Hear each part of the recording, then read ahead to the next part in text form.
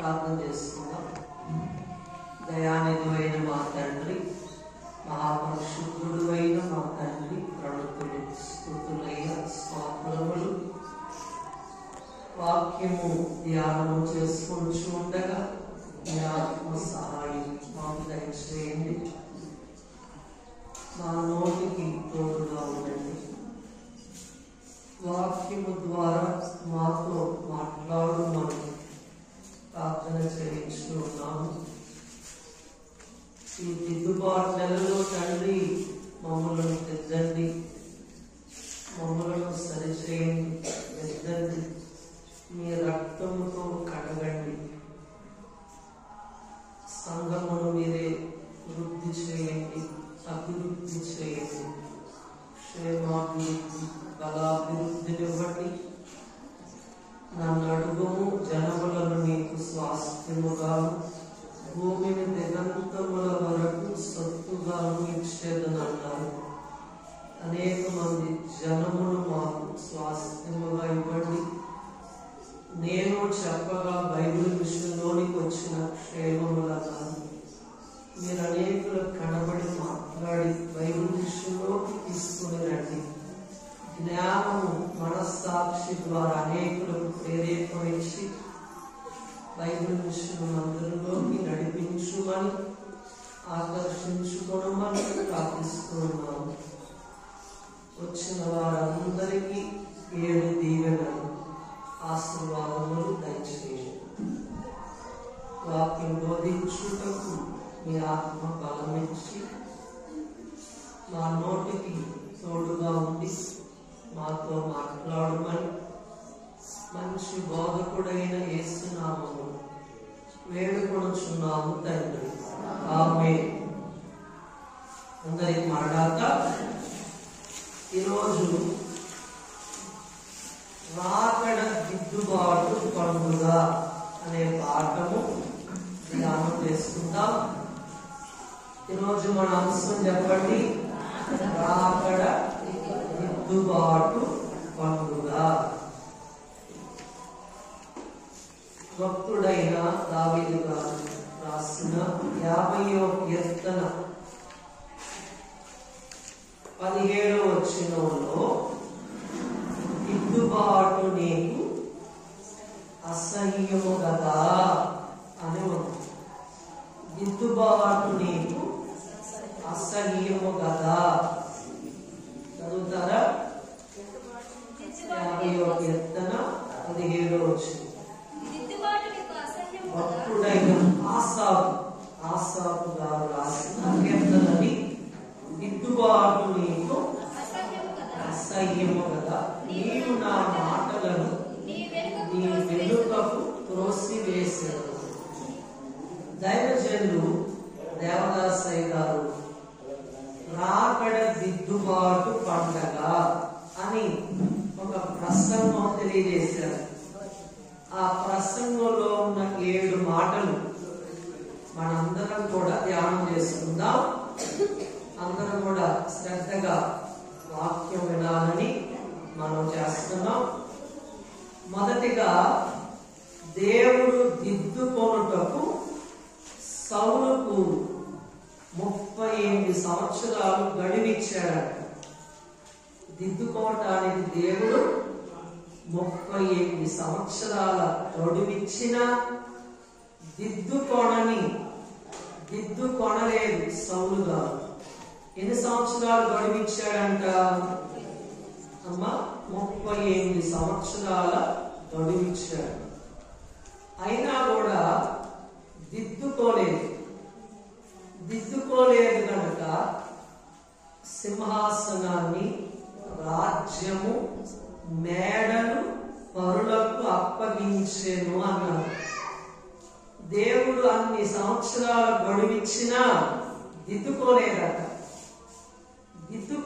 కనుక అమ్మా మేడలు, సింహాసనాన్ని, రాజ్యాన్ని, మేడలు పరులకు అప్పగించెను అన్నాడు.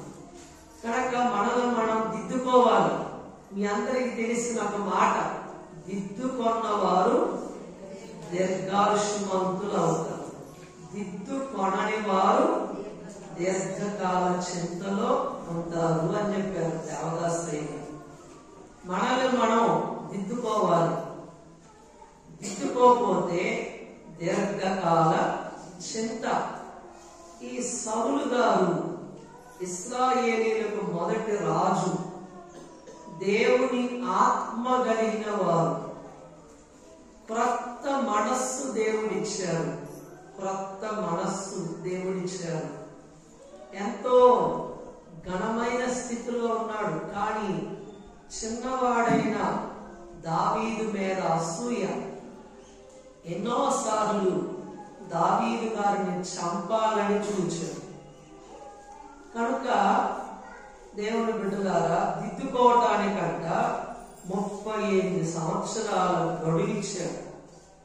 అయినా దిద్దుకోలేదు కనుక ఎంతో దీర్ఘకాల చింత అనుభవించారు. కనుక దేవుని బిడ్డలారా, మనందరం కూడా మనల్ని మనం దిద్దుకోవాలి.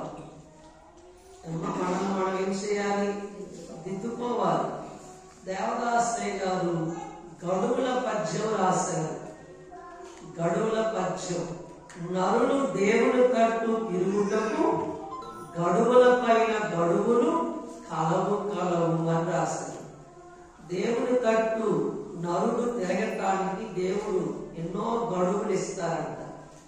సుఖమందు తిరగనిచో కష్టమందైనా తిరగవచ్చు.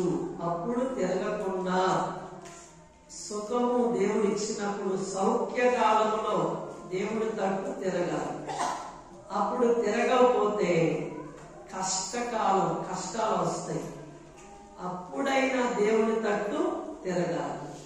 అప్పుడు కూడా తిరగకపోతే మరణ సమయమున దేవుడు మాట్లాడినప్పుడైనా తిరగవచ్చు.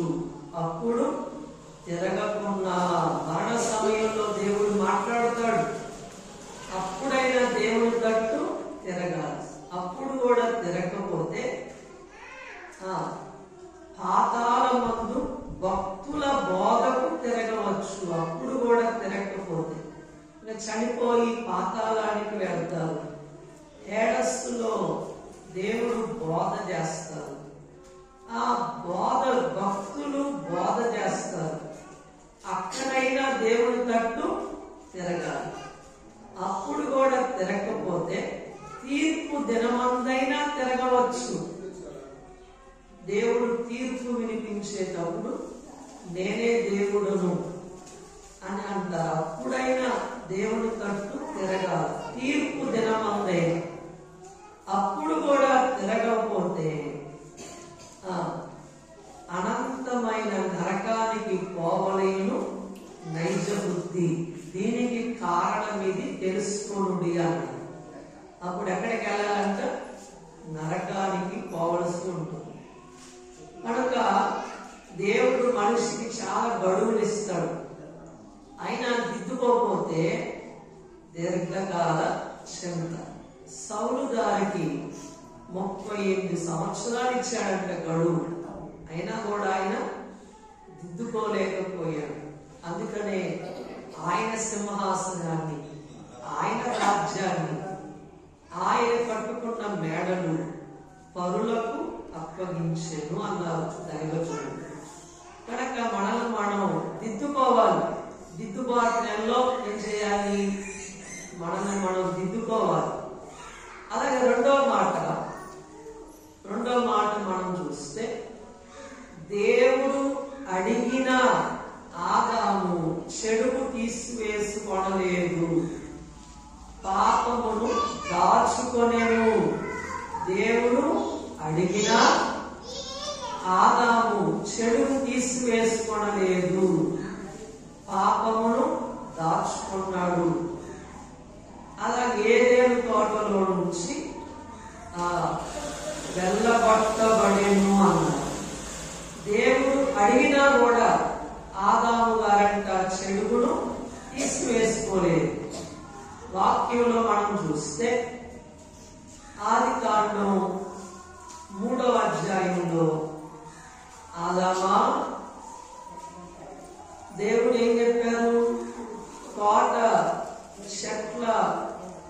మంచి చెడు వృక్ష ఫలాలు తినద్దు అన్నాడు.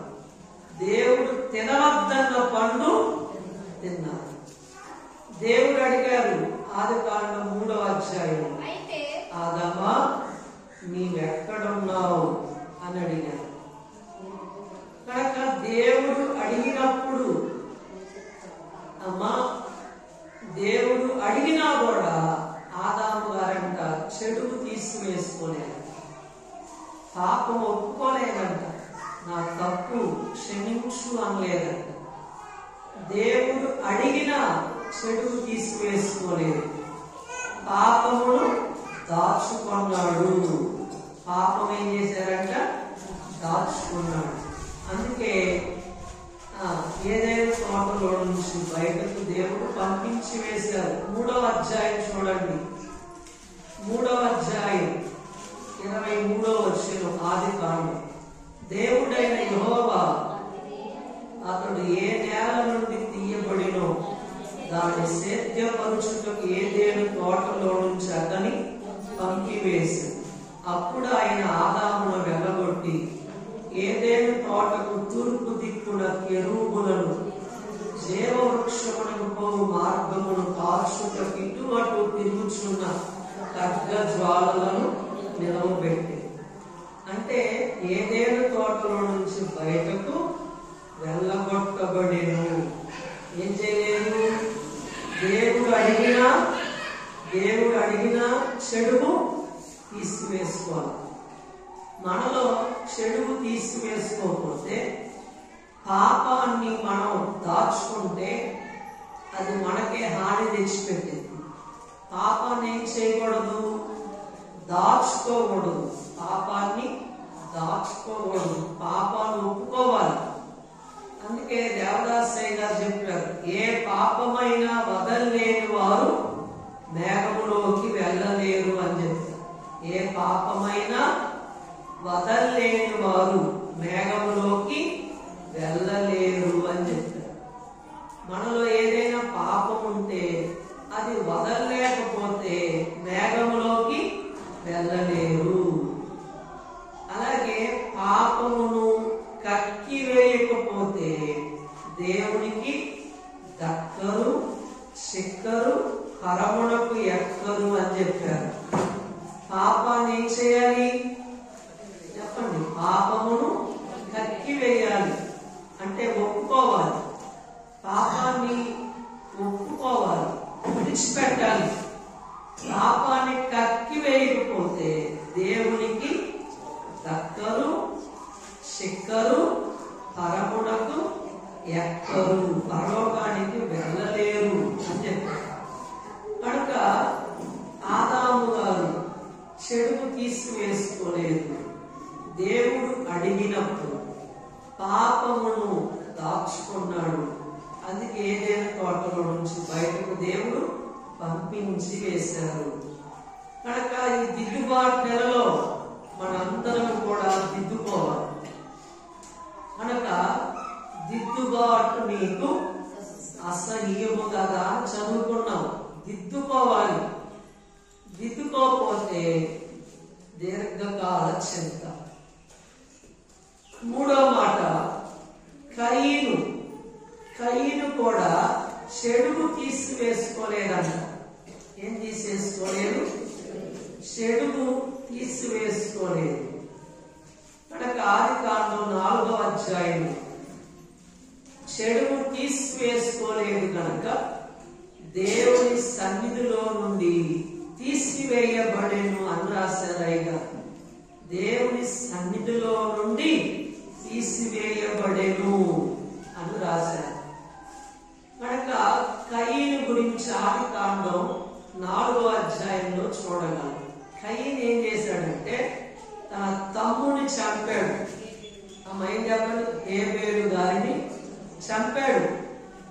దేవుడు అడిగారు, కయీను నీ తమ్ముడైన హేబేలు ఎక్కడ ఉన్నాడు అని అడిగాడు. 9వ వచనం, యెహోవా నీ తమ్ముడైన హేబేలు ఎక్కడున్నాడని కయీను అడుగగా అతడు నేను ఎరుగను, నా తమ్మునికి నేను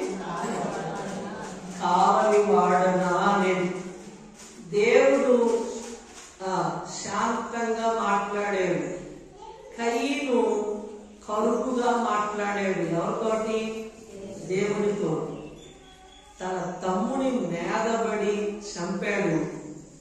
అయినా కూడా దేవుడు నీ తమ్ముడైన హేబేలు ఎక్కడా అని అడిగినప్పుడు ఏమన్నాడంట? దేవుడు శాంతంగా మాట్లాడాడు. అసలు కోప్పడాల్సింది ఎవరు? దేవుడు కోప్పడాలి. నీ తమ్ముడిని ఎందుకు చంపావు అని దేవుడు కోప్పడాలి. దేవుడు శాంతంగా మాట్లాడాడు. నీ తమ్ముడైన హేబేలు ఎక్కడ ఉన్నాడు అని అడిగాడు. అప్పుడు కయీను అంట, నా తమ్మునికి నేను కావలివాడనా అన్నాడు. అందుకే చెడుకు తీసివేసుకోవాల. అయ్యా, నేను పొరపాటు చేశాను, నా తమ్ముడు చంపాను, నన్ను క్షమించు అనలేదు. కనుక అనలేదు, చెడుకు తీసేసుకోవాల.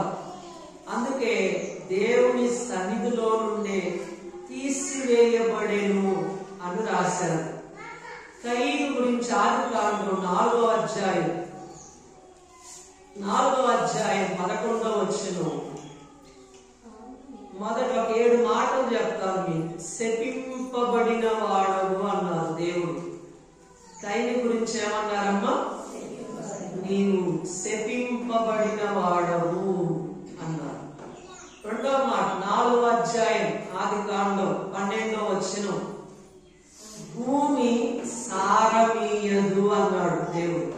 ఇక మీదట నీవు నేలను సేద్యపరుచున్నప్పుడు అది తన సారమునిక మీదట నీకియ్యదు, భూమి సారమివ్వదు అన్నాడు. మూడవది 12వ వచనం, దిగులు, నీవు భూమి మీద దిగులు పడుచుందువు అనే శిక్ష వచ్చింది. దిగులు. 4వ శిక్ష 4వ అధ్యాయం 14వ వచనం, శిక్ష, నా దోష శిక్ష నేను భరించలేనంత గొప్పది అన్నారు. కనుక శిక్ష వచ్చింది. 5వ మాట, ఎడబాపు. 14వ వచనం, నేడు ఈ ప్రదేశము నుండి నన్ను వెళ్ళగొట్టితివి అన్నారు. అలాగే ఎడబాటు, దేవుడు విడిచిపెట్టేశాడు. కయీనును దేవుడు విడిచిపెట్టేశాడు. 4వ అధ్యాయం 14వ వచనంలోని వెలివేయబడుట 6వ మాట, నీ సన్నిధికి రాకుండా వెలివేయబడితిని. 7వ మాట 4వ అధ్యాయం 14వ వచనం, దేశ దిమ్మరి. ఏమయ్యాడు? దేశ దిమ్మరయ్యాడు. ఎందును బట్టి? ఆయన దిద్దుకోలా. లేకుండా ఆయన ఏం చేయాలా? దిద్దుకోలేదంట. కనుక దిద్దుకోలేదు కనుక దీర్ఘకాల చింత అనుభవించారు. కనుక దేవుడు బిడ్డలారా 7 మాటలు చెప్పారు. శపింపబడిన వాడవు అన్నారు దేవుడు. భూమి సారమివ్వదు అన్నాడు. మూడవది దిగులు. 4వ మాట శిక్ష తెచ్చుకున్నాడు. 5వ మాట ఎడబాపు. 6వ మాట వెలివేయబడుట. 7వ మాట దేశ దిమ్మరి. ఏమయ్యాడంట? దేశ దిమ్మరయ్యాడు. కనుక దిద్దుకుంటేనే, ఈ దిద్దుబాటులను మనం ఏం చేయాలి? దిద్దుకోవాలి. దిద్దుకోకపోతే దీర్ఘకాల చింత. అందుకే దైవజనులు చెప్పారు, ఏమన్నారు? తప్పు చేస్తే శిక్ష తప్పదు, పశ్చాత్తాపపడితే రక్షణ తప్పదు అన్నారు. తప్పు చేస్తే శిక్ష తప్పదు, పశ్చాత్తాపపడితే రక్షణ తప్పదు. కనుక పశ్చాత్తాపపడాలి. అమ్మ ఏం చేయాలంట? పశ్చాత్తాపపడాలి. అప్పుడు రక్షణ తప్పదు. కనుక దిద్దుబాటుకు లోబడిన వారే రాకడకు సిద్ధపడగలరు. దిద్దుబాటుకు చెప్పాలి, లోబడిన వారే రాకడకు సిద్ధపడగలరు. మనల్ని మనం దిద్దుకోకపోతే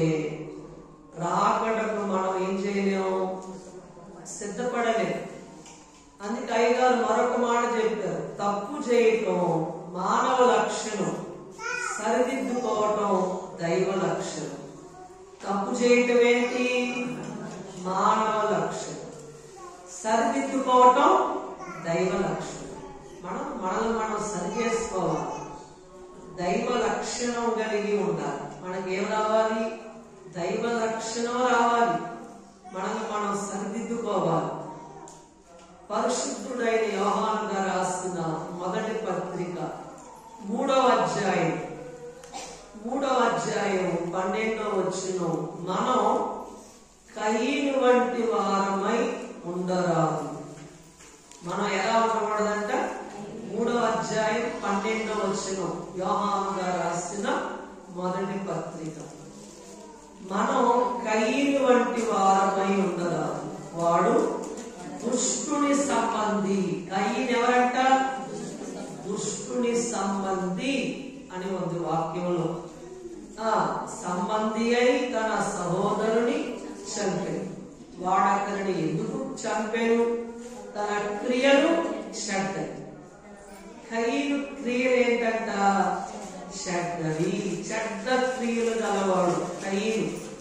దుష్టుని సంబంధి కనుక తన సహోదరుని క్రియలు నీతి గలవీనై ఉండేను కనుకనే కదా మనం ఎలా ఉండకూడదంట? కయీను వంటి వారమై ఉండరాదు. కయీను దిద్దుకోలేదు. దేవుడు అడిగినప్పుడు దిద్దుకోవాలి, చెడుగు తీసివేసుకోవాలి. అందుకే దేవుని సన్నిధిలో ఉండే తీసివేయబడ్డాడు.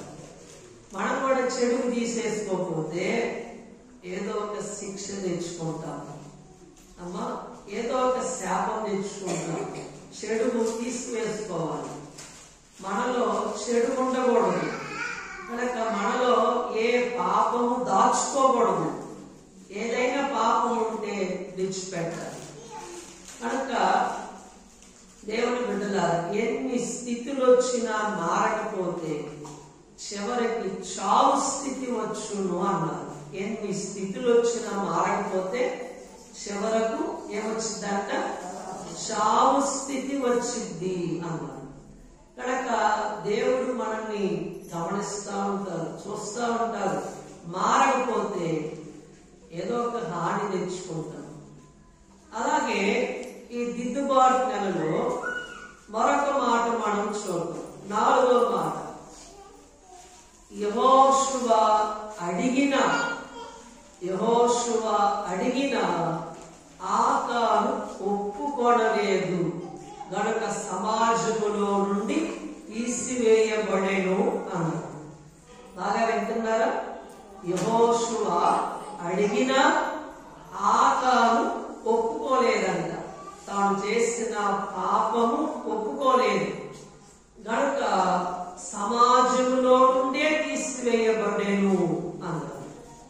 వాక్యంలో మనం చూస్తే అందరూ చూడండి, యెహోషువ గ్రంథము 7వ అధ్యాయం. యెహోషువ గ్రంథము 7వ అధ్యాయం 21వ వచనం. అందరూ చూడండి, 7వ అధ్యాయం 21వ వచనం. దోపుడు సొమ్ములో ఒక మంచి షీనారు పై వస్త్రము, 200 తులముల వెండిని, 50 తులముల ఎత్తుగల ఒక బంగారు కమ్మిని నేను చూచి వాటిని ఆశించి తీసుకుంటుని. కనుక ఆకాను, ఈయన పేరు చెప్పండి. ఆకాను అంటున్నాడు. ఏమేమి దొంగిలించాడంట? చూస్తున్నారా? ఏమి దొంగిలించాడు? షీనారు పై వస్త్రం.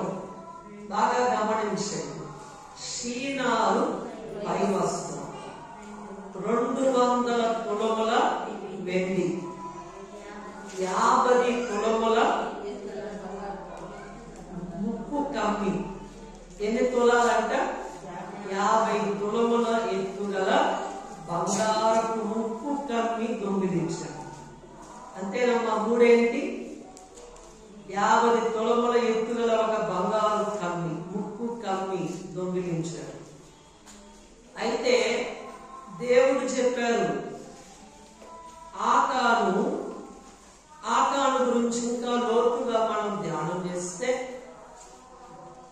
ఆకాను చూచాడు, ఆశించాడు, దొంగిలించాడు.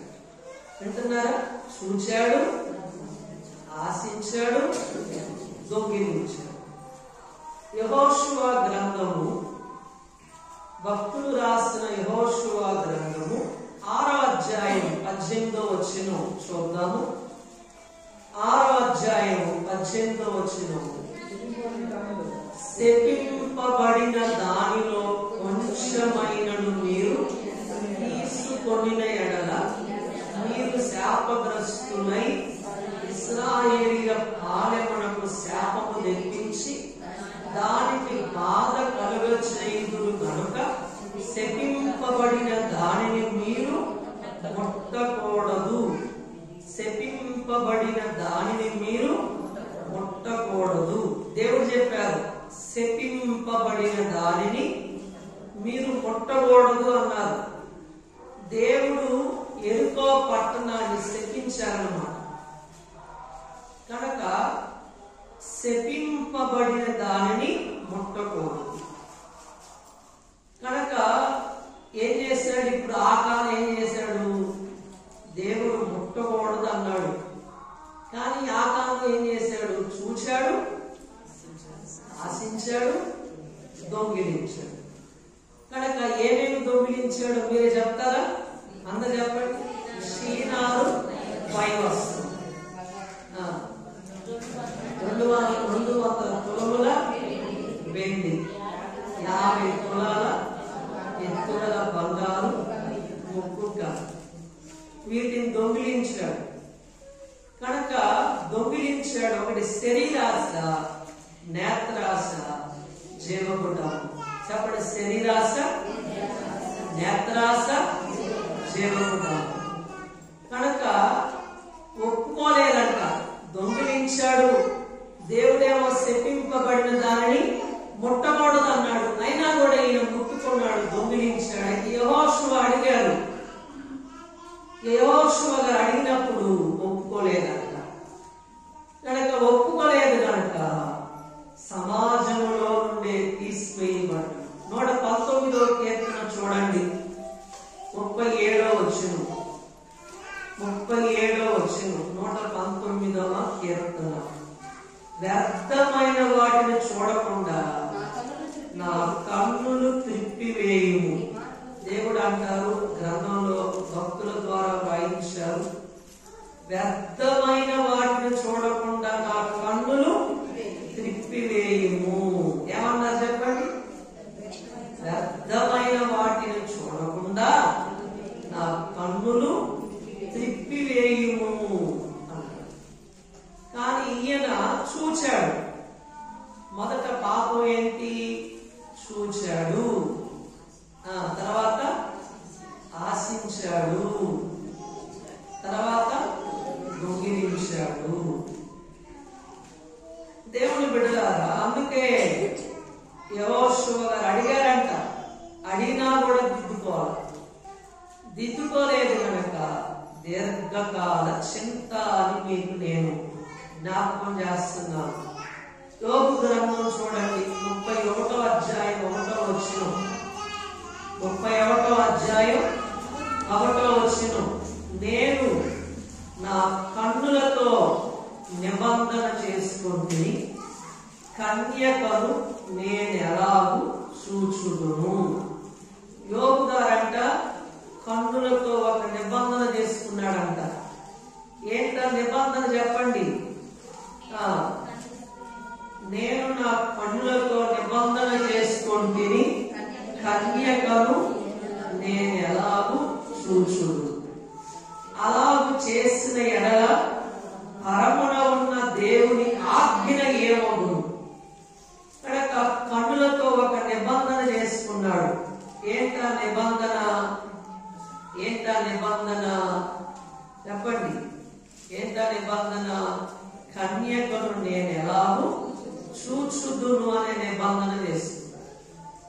ఈయన తప్పు చేశాడు.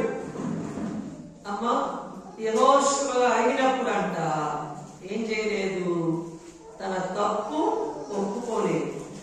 ప్రసంగి గ్రంథం, జ్ఞాని అయిన సొలొమోను గారు రాసిన ప్రసంగి గ్రంథం 8వ అధ్యాయం 11వ వచనంలో ఒక మాట రాయబడి ఉంది. 8వ అధ్యాయం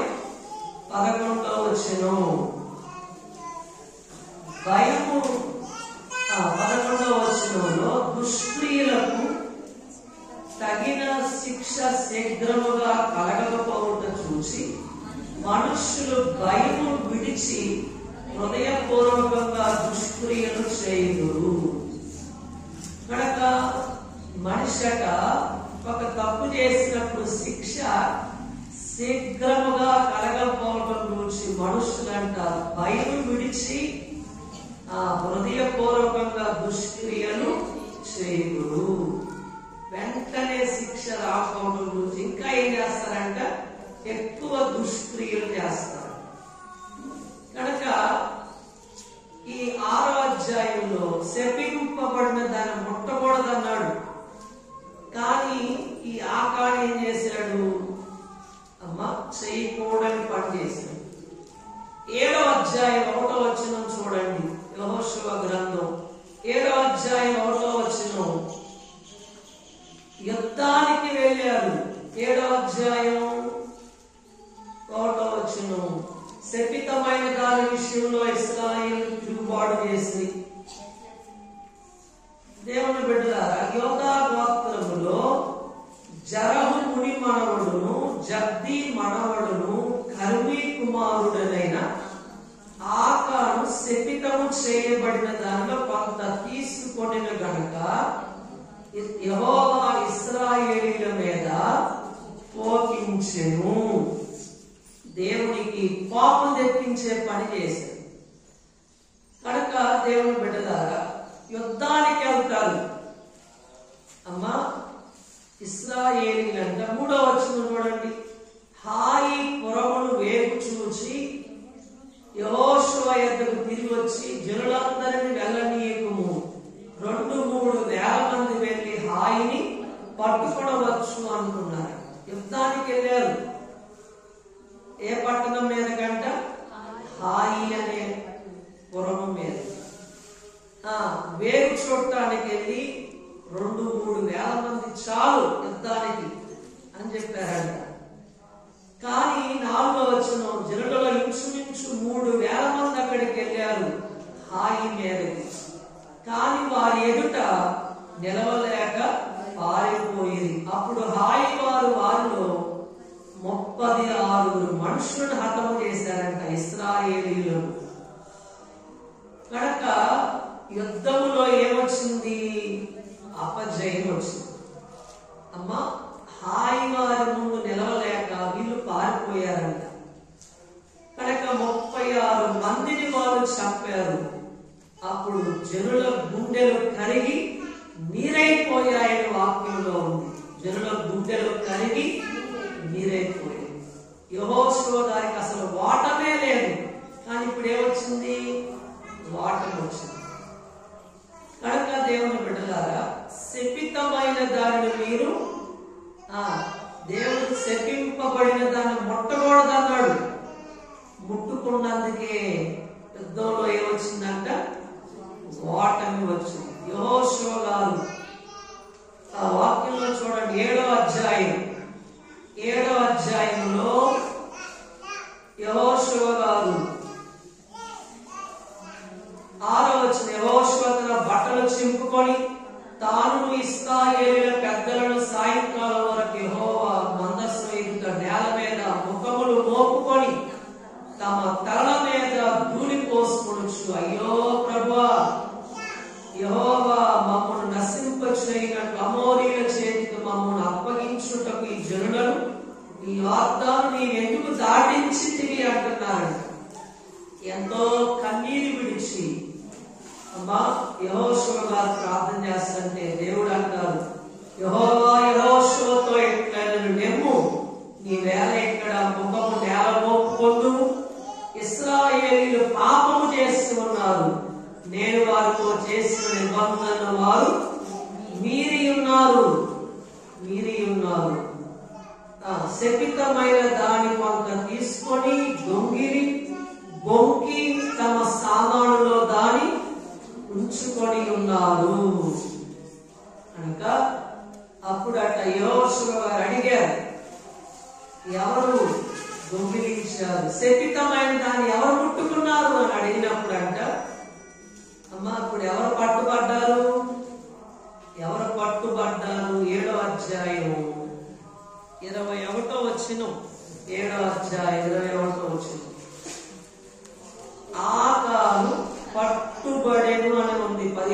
వచనం, ఆకాను పట్టబడెను అని ఉంది 18వ వచనం. కనుక ఆకాను అనగా బాధపరుచువాడు. అందరు చెప్పండి, ఆకాను అంటే ఎవరు? బాధపరుచువాడు. ఉన్నతమైన కుటుంబంలో పుట్టాడు. యోధా గోత్రికుడు. జరహు, అమ్మా జరహు, నేను తండ్రి పేరు ఏం పేరు చదవండి, వాక్యం చూడండి. జరహు ముని మనవడు, జెఫ్తి మనవడు, కర్మి కుమారుడు. కనుక జరహు అంటే ప్రకాశమానమైన అని అర్థం. జెఫ్తి అంటే పరిశుద్ధపరచబడిన అని అర్థం. కర్మి అనగా ద్రాక్షావనం. కనుక ఆకాను అంటే బాధపరుచువాడు. ఉన్నతమైన కుటుంబంలో పుట్టాడు, కానీ చెయ్యరాని పని ఒకటి చేశాడు. కనుక చూచాను, ఆశించాను, తీసుకున్నాను అన్నాడు. ఏమన్నాడు? చూశాను, ఆశించాను, తీసుకున్నాను అన్నాడు. కనుక యెహోషువ అడిగినా కూడా ఏం చేయలేదంట, ఒప్పుకోలేదంట. మనం కూడా పాపాలు ఒప్పుకోకుండా, పాపాలు విడిచిపెట్టకుండా ఉంటున్నాం అనుకోండి. ఇప్పుడు ఆకాను ఏమయ్యాడు? సమాజంలో నుండే తీసివేయబడ్డాడు. కనుక ఆకానునంట ఆకోరు లోయలోకి తీసుకుని వచ్చారు. 24వ వచనం, యెహోషువ గ్రంథం 7వ అధ్యాయం 24వ వచనం. తర్వాత యెహోషువ ఇశ్రాయేలీయులందరూ జరహు కుమారుడైన ఆకానును, ఆ వెండిని, ఆ పై వస్త్రమును, ఆ బంగారు కమ్మిని, ఆకాను కుమారులను, కుమార్తెలను, ఎద్దులను, గాడిదలను, మందలను, డేరాలను, వారికి కలిగిన సమస్తమును పట్టుకొని ఆకోరు లోయలోనికి తీసుకుని వచ్చారు. అప్పుడు యెహోషువ, నీవేళ మమ్మల్ని బాధపరిచితివి, నేను యెహోవా నిన్ను బాధపరచుననగా ఇశ్రాయేలీయులందరూ వారిని రాళ్లతో చావగొట్టిరి. వారిని రాళ్లతో కొట్టిన తర్వాత అగ్ని చేత కాల్చి వారి మీద రాళ్లను పెద్ద కుప్పగా వేసింది. వారి మీద, ఎవరి మీద? తన చేసిన తప్పును బట్టి తన బిడ్డలకు కూడా శిక్ష. అమ్మా, అందరిని రాళ్ళు తీసుకుని కొట్టారంట. కనుక తను చేసాడు తప్పు, బిడ్డలకు కూడా శిక్ష వచ్చింది. మనం పొరపాటు చేస్తే మన బిడ్డలకు కూడా శిక్ష వచ్చింది. కనుక జాగ్రత్తగా ఉండాలి. అమ్మా, తాను పొరపాటు చేశాడు, తన కుటుంబానికే శిక్ష తెచ్చింది. కనుక దీన్ని బట్టి మనం జాగ్రత్తగా ఉండాలి. మనం పాపం చేస్తే బిడ్డలకు కూడా శిక్ష. కనుక జాగ్రత్తగా ఉండాలి. కనుక యెహోషువ అడిగాడు, అయినా కూడా పాపం ఒప్పుకోలేదు. కనుక సమాజంలో నుండే తీసివేయబడ్డాడు. సమాజంలో నుండే తీసివేయబడ్డాడు. బిడ్డల మీద కూడా శిక్ష తెచ్చాడు. కనుక మనం పాపము ఒప్పుకోవాలి. మనలో పాపాన్ని దాచుకోకూడదు. ఒప్పుకోవాలి, విడిచిపెట్టాలి, దిద్దుకోవాలి. దిద్దుబాటు నెలలో దిద్దుకోకుండా మనం ఉన్నామనుకో, దిద్దుబాటు మీకు అసహ్యంగా ఉందనుకోండి, ఏదో ఒక హాని తెచ్చుకుంటాం. కనుక మనల్ని మనం దిద్దుకోవాలి. ఇప్పుడు దాకా ఎన్ని మాటలు చెప్పుకున్నాం? 4 మాటలు చెప్పుకున్నాం. 5వ మాట, యెహోషువ లేదా ఎలీషా అడిగిన గెహాజీ దాచుకున్నాడు, ఒప్పుకోలేదు, శిక్ష తెచ్చుకున్నాడు. ఎలీషా అడిగిన గెహాజీ ఒప్పుకోలేదంట, దాచుకున్నాడు, శిక్ష తెచ్చుకున్నాడు.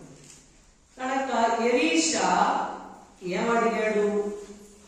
అమ్మా, గెహాజీ గురించి మీకు అందరికీ తెలుసా? గెహాజీ దిద్దుకోలేదు. రాజుల 2వ గ్రంథం 5వ అధ్యాయం 20వ వచనం. రాజుల 2వ గ్రంథం 5వ అధ్యాయం 20వ వచనం చదువుదాం. 5వ అధ్యాయం 20వ వచనం. అంతటా దైవజనుడైన ఎలీషా సేవకుడు గెహాజీ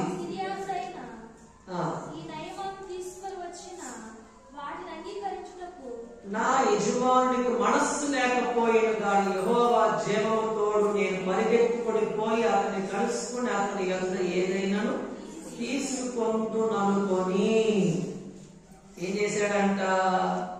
అమ్మా, నైమాను అనే సైన్యాధిపతి ఎలీషా గారి దగ్గరకు వస్తాడు. ఎలీషా గారు ఆ నైమానుకున్న కుష్ఠరోగం నయం చేశాడు. యోర్దాను నదికి వెళ్ళి 7 మార్లు మునుగన్నాడు. యోర్దాను నదిలో 7 మార్లు మునిగాడు నయమాను. స్వస్థత వచ్చింది. చాలా బహుమానాలు తెచ్చి ఎలీషా గారికి ఇవ్వబోతుంటే ఎలీషా గారు అన్నారంట 16వ వచనంలో, ఎలీషా ఎవరి సన్నిధిని నేను నిలబడి ఉన్నానో ఇశ్రాయేలు దేవుడైన యెహోవా జీవము తోడు నేనేమీ తీసుకోను అన్నాడు. నేనేం తీసుకోను అన్నాడంట. కానీ గెహాజీ అంట పరిగెత్తుకొని పోయి ఆ బహుమానాలు తీసుకోవాలి అనుకుని పరిగెత్తాడు. కనుక పరిగెత్తి ఎలీషా ప్రవక్త వద్దన్న బహుమానాలన్నీ తెచ్చుకున్నాడు. అప్పుడు ఎలీషా గారు అడిగాడు, ఏమని అడిగాడు? గెహాజీ ఎచ్చట నుండి వచ్చితివి అని అడిగాడు. అమ్మా, ఏమడిగారంట? గెహాజీ ఎచ్చట నుండి వచ్చితివి అన్నప్పుడు 25వ వచనం, అతను లోపలికి పోయి తన యజమానుని ముందర నిలువగా ఎలీషా వారిని చూచి, గెహాజీ నీ ఎచ్చట నుండి వచ్చితివని అడిగినందుకు వాడు, నీ దాసుడైన నేను ఎచ్చటికి పోలేదనెను. అంతటి ఎలీషా వాడితో, ఆ మనుషుడు తన రథము దిగి నేను ఎదుర్కొంటకు తిరిగి వచ్చినప్పుడు నా మనస్సు నీతో కూడా రాలేదా? నా మనస్సు నీతో కూడా రాలేదా? ద్రవ్యమును, వస్త్రములను, ఒలీవ చెట్ల తోటలను, ద్రాక్ష తోటలను, గొర్రెలను, ఎడ్లను, దాసీలను సంపాదించుకోవటం ఇది సమయమా? కాబట్టి నైమానుకు కలిగిన కుష్టు నీకును నీ సంతతిని సర్వకాలం అంటియుండును అని. కనుక గెహాజీ ఏం చేయలేదంట? చెప్పండి, దిద్దుకోల. గెహాజీ ఏం చేయాల? యెహోవా ఎలీషా గారు అడిగినా కూడా దాచుకున్నాడు, ఒప్పుకోలేదు, దాచుకున్నాడు. మనం కూడా పాపాలు ఒప్పుకోకుండా మనం గంభీరంగా ఉన్నాం అనుకోండి, పాపాలు ఒప్పుకోకుండా పశ్చాత్తాపడకుండా అన్ని లోపలే దాచుకుంటా ఉన్నాం అనుకోండి, ఏమైంది చెప్పండి? ఏదో ఒక శిక్ష తెచ్చుకుంటాం. కానీ ఏదో ఒక శిక్ష తెచ్చుకుంటాం. మనందరం ఏం చేయాలంటే దిద్దుకోవాలి. ఈ దిద్దుబాటు నెలలో ఏం చేయాలి? దిద్దుకోవాలి. ఈయన శిక్ష తెచ్చుకోనేను అని రాశారు అయ్యగారు. ఏం తెచ్చుకున్నారంట? శిక్ష తెచ్చుకున్నాడు.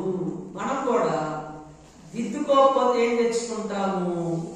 ఏదో ఒక శిక్ష తెచ్చుకుంటాం.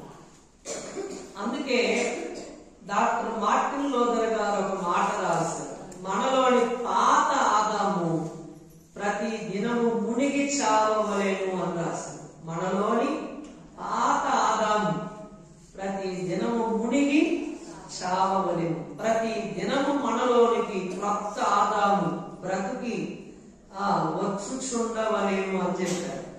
అర్థమైంది అందరికి? మనలోని పాత ఆదాము ప్రతి దినము మునిగి చావవలెను. ప్రతి దినము మనలోనికి క్రొత్త ఆదాము బ్రతికి వచ్చుచుండవలేను అని చెప్పారు. కనుక దిద్దుకోలేదు కనుక శిక్ష తెచ్చుకున్నాడు. కనుక 6వ మాట,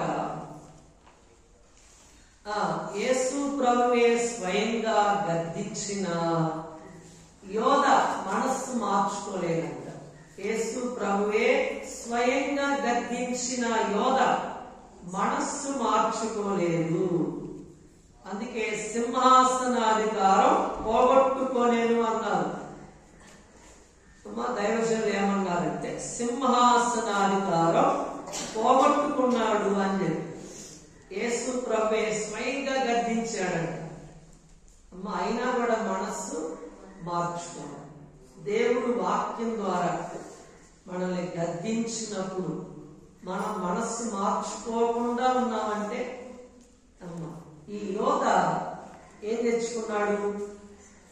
అమ్మ ఏం పోగొట్టుకున్నాడు?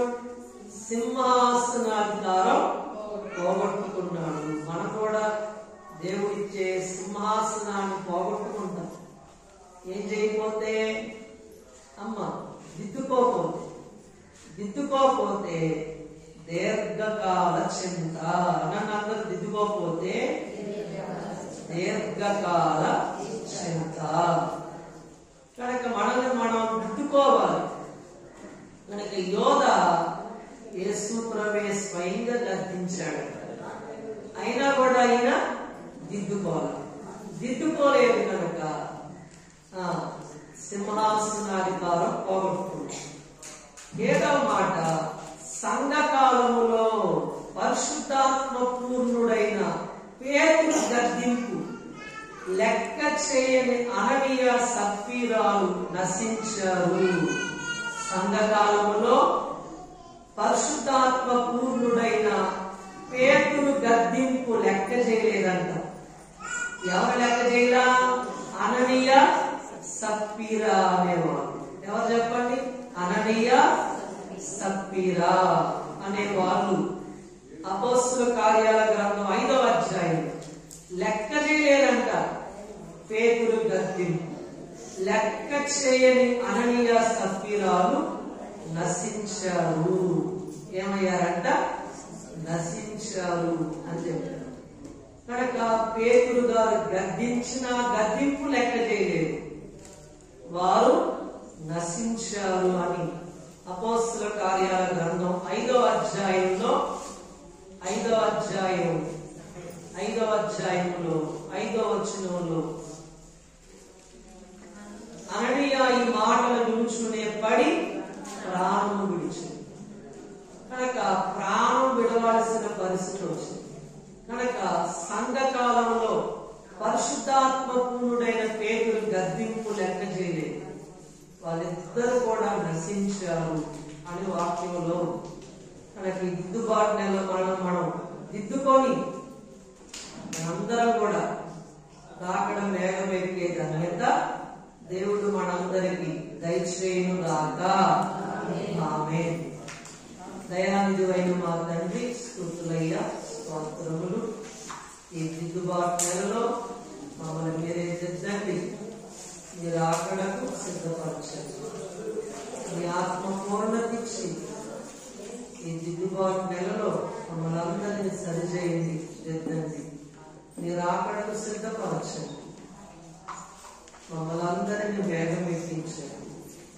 యేసు నామమున వేడుకొనుచున్నాము తండ్రి. అందరికీ మరణాత.